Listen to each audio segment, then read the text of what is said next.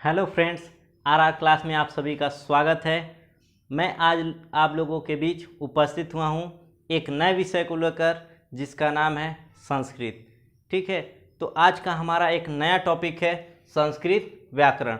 तो आइए चलिए इसको स्टार्ट करते हैं। ठीक है, संस्कृत व्याकरण यानी इसमें व्याकरण को जानने के लिए सबसे पहले व्याकरण का संधि विच्छेद करना पड़ेगा। ठीक है, तो आइए इसका संधि विच्छेद करते हैं। तो व्याकरण का संधि विच्छेद करेंगे तो वी धन आंग धन क्री धन ल्यूट, ये आपका संधि विच्छेद हुआ। ठीक, देखिए यहीं से क्वेश्चन आपका क्रिएट हो गया। अब इसी में पूछेगा आपका कि व्याकरण में कौन सी धातु है। तो व्याकरण में आपका कौन सी धातु है? क्री धातु है। ठीक है, क्री का मतलब क्या होता है? क्री का मतलब होता है करना। क्या होता है? करना होता है। फिर इसी में नेक्स्ट क्वेश्चन पूछा गया है, कई बार पूछा गया है कि व्याकरण में कौन सा प्रत्यय है। क्या है? कौन सा प्रत्यय है? चूंकि आप जानते हैं प्रत्यय का मतलब होता है पीछे जो जुड़ता है, यानी अंत में जुड़ता है, यानी कौन हो गया? ल्यूट प्रत्यय हो गया। यानी दो क्वेश्चन व्याकरण से कई बार क्वेश्चन पूछे गए हैं। कौन कौन से? व्याकरण में कौन सी धातु है? तो हम जानते हैं कौन सा? क्री धातु है। दूसरी बात, कौन सा प्रत्यय है? तो ल्यूट प्रत्यय है। इतना क्लियर हुआ। अब देखिए आगे बढ़ते हैं। अब देखिए इसमें क्या लिखा है? वी धन आंग, ये हुआ कैसे है?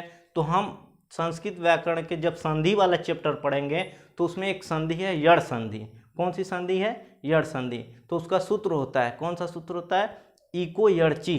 तो उसमें होता है ई का य हो जाता है, उ का व हो जाता है। तो इसमें देखिए वी लिखा है और आ लिखा है, तो वी का जब आ से संधि करेंगे तो वी धन आ हो जाएगा, व्या हो जाएगा। ठीक है, और जो ये है ये इत संज्ञक है। इस संज्ञक के बारे में हम महसो सूत्र में पढ़ेंगे। ठीक है, ये व्या हो गया और क्री ल्यूट से ये जुड़कर क्या बनता है? करण, यानी मरण। ऐसे ऐसे बनता है इसका मरण करण, यानी ल्यूट प्रत्यय। और ल्यूट प्रत्यय को और विस्तार से हम ल्यूट प्रत्यय वाले चैप्टर में पढ़ेंगे। ठीक है, तो अब तक हम बस ये जानेंगे कि व्याकरण में कौन कौन सी धातु होती है और कौन धातु होती है। तो आप जानते हैं कौन धातु?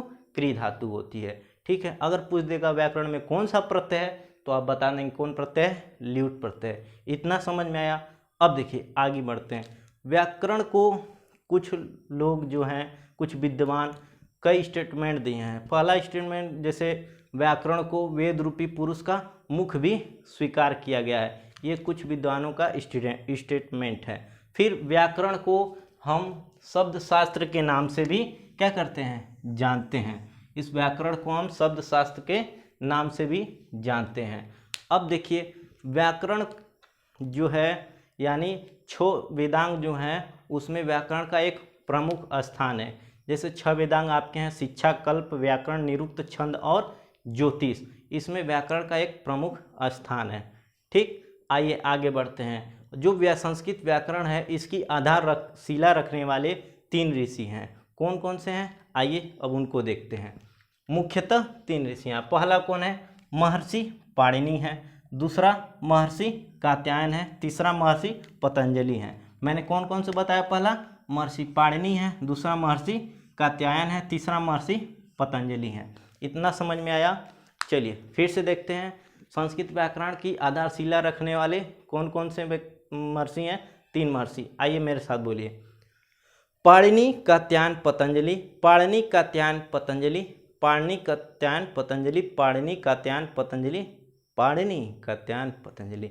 यानी महर्षि पाणिनि है, महर्षि कात्यायन है, महर्षि पतंजलि है। इतना क्लियर हुआ। अब देखिए इन्हीं तीनों को मिलाकर हम इन्हें त्रिगुणी के नाम से भी जाना जाता है। इन तीनों मुनियों को मिलाकर त्रिगुणी के नाम से भी जाना जाता है, या मुनि त्रय के नाम से भी इन मुनियों को जाना जाता है। इतना क्लियर हुआ। अब बात करते हैं जो पाणिनि व्याकरण का प्रतिनिधित्व यानी नेतृत्व करने वाली ग्रंथ अष्टाध्यायी जो है, इसके रचयिता कौन है? पाणिनि है। कौन है रचयिता? पाणिनि है। अब देखिए यह संस्कृत व्याकरण की सबसे प्रसिद्ध ग्रंथ है, यानी सबसे प्रसिद्ध व्याकरण वाली ग्रंथ के रचयिता कौन है? महर्षि पाणिनि है। इतना क्लियर हुआ। अब देखिए, पाणिनि अष्टाध्यायी का जो मूल नाम है वो क्या है? लिंगानुशासनम है। जो पाणिनि अष्टाध्यायी है इसके जो मूल नाम है लिंगानुशासनम है या शब्दानुशासनम है। ठीक, अब क्या लिखा है? अष्टाध्यायी। अष्ट मतलब 8, अध्याय मतलब अध्याय, यानी इसी से जाहिर सी बात है निकल जा रहा है 8 अध्याय। यानी पाणिनि के जो अष्टाध्यायी है उसमें कितने अध्याय हैं? 8 अध्याय हैं। ठीक, अब देखिए, प्रत्येक अध्याय में 4-4 पाद हैं। कितने कितने पाद हैं? 4-4 पाद हैं। तो हर पाद में हर अध्याय में 4-4 पाद, यानी पहले अध्याय में 4, दूसरा अध्याय में 4, तीसरे, चौथे, 5वां, 6वां, 7वां, 8वां अध्याय में 4-4 पाद हैं। यानी 8 चौके 32 पाद हैं, यानी हर अध्याय को मिलाकर। ठीक, इतना समझ में आया। अब पूछेगी कि इसकी शैली कैसी है? तो इसकी शैली न तो गद्य शैली है न तो पद्य शैली है। वो शैली कौन सी है? आपकी सूत्र शैली है। कौन सी शैली है? सूत्र शैली है, जिसमें लगभग 4000 सूत्रों का समावेश है। कितना है? 4000 सूत्रों का समावेश है। अभी कभी पूछ देगा कि पाणिनि के अष्टाध्याय का प्रथम सूत्र कौन सा है और अंतिम सूत्र कौन सा है। बीच का तो कोई पूछेगा नहीं, सबसे ज़्यादा यही पूछता है प्रथम सूत्र कौन सा है और अंतिम सूत्र कौन सा है। तो आइए उसको देखते हैं। पाणिनि अष्टाध्यायी का प्रथम जो सूत्र है वो वृद्धिरादैच है। क्या है? वृद्धिरादैच है। ठीक है, इसको और बढ़िया से समझेंगे तो संधि विच्छेद कर दीजिए, यानी वृद्धि धन आत धन एच। ठीक है, जिसमें आत जो है आपका इत संज्ञक है, इसको हटा देंगे। इत संज्ञक के बारे में हम माहेश्वर सूत्र वाले एपिसोड में पढ़ेंगे। यानी ये तो कट गया, इत संज्ञक हट गया, तो आ बचा। अब एच बचा, तब एच है। अब इसके जगह ए ओ आया कहाँ से? तब माहेश्वर सूत्र जब हम पढ़ेंगे 14 माहेश्वर सूत्र, जिसमें कौन क्या क्या है, चलिए स्टार्ट करते हैं।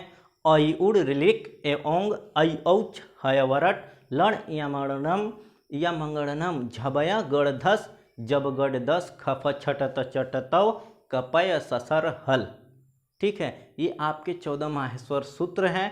और इसमें जो चौथा नंबर पे है, जैसे अयुड़ ऋलिक एवं अई औच, उसमें च इत संज्ञक हो गया। और ए औ जो है, जैसे मैंने बताया आपका ए औ च, तो ये इत संज्ञक है, इसको हटा देते हैं।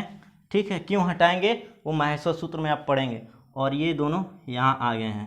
ठीक है, तो यानी जब भी आ के साथ ये दोनों आते हैं तो ये दीर्घ हो जाते हैं। ठीक, तो ये डीपली पढ़ेंगे माहेश्वर सूत्र में, इसके लिए कोई समस्या नहीं होनी चाहिए आपको। इतना समझिए कि प्रथम जो सूत्र है वृद्धिरादैच है और अंतिम सूत्र कौन सा है? और डैश अ है। इतना क्लियर हुआ, समझ में आया होगा। ठीक है, आइए इसको फिर से देख लेते हैं। ठीक है, मेरे साथ बने रहिए, समझ में जरूर आएगा। ठीक है, चलिए तो मैं शुरू से स्टार्ट करते हैं। ठीक है, बस ध्यान से सुनिए, कहीं जाइएगा नहीं। चलिए, मैंने सबसे पहले बताया संस्कृत व्याकरण में व्याकरण को जानना है तो संधि विच्छेद करेंगे। ठीक है, तो वी धन आंग धन क्री धन ल्यूट। ठीक, पहला क्वेश्चन कई बार पूछा है। कौन सी क्वेश्चन है आपका कि व्याकरण में कौन सी धातु है? तो आपका क्री धातु है। फिर क्वेश्चन पूछेगा व्याकरण में कौन सा प्रत्यय है? तो आप क्या बताएंगे? ल्यूट प्रत्यय है। इतना क्वेश्चन आपका कई बार पूछा है। ठीक है, एक धातु और एक प्रत्यय वाला। अभी अंग जो हुआ था, व्या हुआ था, या जो कि व्याकरण में आपका यड़ संधि है। यड़ संधि के सूत्र इको यड़ची से आपका क्या है बना है, वो विधन आंग। समझ रहे हैं? फिर आगे बढ़ते हैं। मैंने आपको ये बताया कि जो व्याकरण है, ठीक है, उसका जो नाम है उसको शब्द शास्त्र के नाम से भी जानते हैं। फिर मैंने आपको बताया संस्कृत व्याकरण की आधारशिला रखने वाले मुख्यतः 3 ऋषि मुनि। कौन कौन से? महर्षि पाणिनि, महर्षि कात्यायन, महर्षि पतंजलि।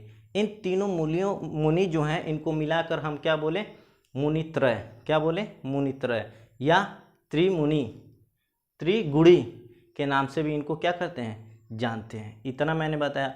फिर मैंने बताया जो पाणिनि, महर्षि पाणिनि के सबसे प्रसिद्ध व्याकरण ग्रंथ वाली जो रचयिता थे, उनकी क्या थी? पुस्तक अष्टाध्यायी। ठीक, अष्टाध्यायी का जो मूल नाम था मैंने बताया लिंगानुशासनम। क्या बताया? लिंगानुशासनम। ठीक, दूसरा शब्दानुशासनम। फिर मैंने ये बताया आपको अष्टाध्यायिक है नाम, तो उसको तोड़ दीजिए, अष्ट अध्याय यानी 8 अध्याय उसमें, ठीक। प्रत्येक पाद अध्याय में 4 पाद हैं, इसलिए 8 चौके 8वां अध्याय में 32 पाद हो गए आपके। इतना क्लियर हुआ। अब बताया मैंने शैली के बारे में, तो इनकी शैली कैसी है, न गद्य शैली है न पद्य शैली। कौन सी शैली आपकी, सूत्र शैली है, ठीक है, जिसमें लगभग 4000 सूत्र हैं।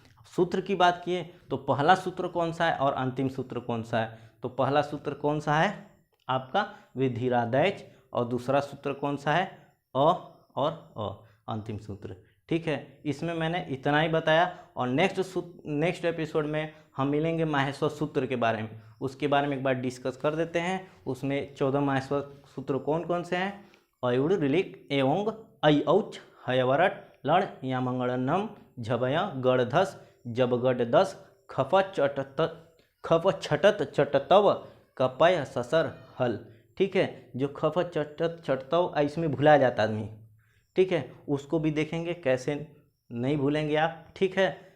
चूँकि वीडियो लंबा हो रहा है तो मिलते हैं नेक्स्ट एपिसोड में। अगर वीडियो में आपको संस्कृत समझ में आ रही है तो इस चैनल को सब्सक्राइब जरूर करें और लाइक शेयर करना न भूलें, ठीक है। मिलते हैं नेक्स्ट एपिसोड में, तब तक के लिए थैंक यू क्लास।